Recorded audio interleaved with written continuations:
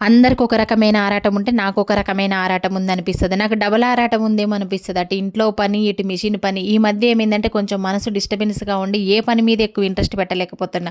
అటు వీడియోస్ ఎక్కువ చేయట్లేదు, ఇటు స్టిచ్చింగ్ చేయట్లేదు. వచ్చిన బట్టలు వచ్చినట్టు తీసుకుంటున్నా, ఇంట్లో నింపేస్తున్నా. ఒక్కసారిగా పొద్దున్నే ఇల్లు ఊడ్చి తుడుద్దాం అనేసరికి ఇంటి నిండా కవర్లు, బ్యాగులు కనబడ్డాయి. ఏంటి ఇంతగనం నిండిపోయినాయి అంటే, అబ్బా! నాకు ఈ మధ్య బుర్రలో ఆలోచనలు ఎక్కువై మిషన్ మీద ఇంట్రెస్ట్ పెట్టట్లేదు. అందుకే వచ్చిన బట్టలు వచ్చినట్టు తీసుకుంటున్న, ఇంట్లో పెడుతున్న, ఇల్లంతా ఇరికిరిగ్గా కనిపిస్తుంది, చిరాకు కనిపిస్తుంది.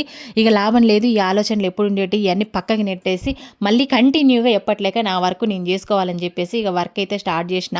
ఇక రోజు ఆపకుండా కుడితే మాత్రమే ఈ కవర్లన్నీ ఎవరి వాళ్ళకి వెళ్ళిపోతే నాకు కూడా ఇంట్లో కొంచెం స్పేస్ అనేది వస్తుంది. అసలే ముందే చిన్న ఇల్లు, ఎంత చదివినా కూడా మిషన్ దగ్గరికి వచ్చేసరికి చిరాకు చిరాకు కనిపిస్తున్నాయి కవర్లతోటి నిండిపోయి.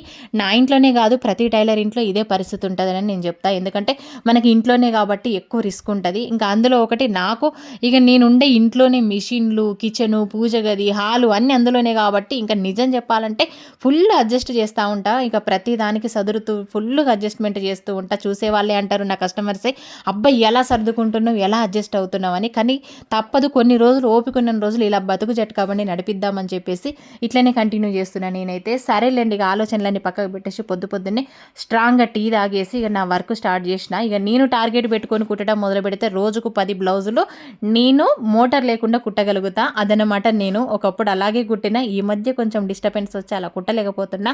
ఇక యథావిధిగా ఏదైతే అదేంది, ఇక నా వర్క్ నేను కంటిన్యూ చేస్తున్నా. అబ్బా, ఆలోచనలు అనేటివి మనం ఆలోచిస్తూ ఉంటే ఒకటికి 10 వస్తుంటాయి. ఇవన్నీ వేస్ట్, పక్కకు పెట్టేసేయాలి. ఇంకా మనం రూపాయి వచ్చే పని చేసుకుంటేనే మంచిగా ఉంటుంది. పని చేసుకుంటేనే మనం ఎనర్జీగా ఉంటాం, ఆలోచనలు రావు. ఇంకోటి ఏంటంటే ఇక మైండ్ కూడా ఫ్రీగా ఉంటుంది అనమాట. ఓకేనా, మరి మీరందరూ టీలు కాఫీలు తాగారా? మీ పనులు ఎంతవరకు వచ్చినాయో నా కామెంట్ బాక్స్లో కామెంట్ చేయండి. ఇంకొక విషయం, మీ అమూల్యమైన కామెంట్ ఇస్తేనే నాకు ఎనర్జీగా ఉంటుంది. ఇంకా వీడియోస్ కూడా మంచి మంచి వీడియోస్ పోస్ట్ చేయాలని ఉందబ్బా, ఈ మధ్య చేయలేకపోతున్నా. ఓకేనా, మరి బై బై. వీడియో నచ్చితే లైక్ చేయడం అస్సలు మర్చిపోదు. Bye by.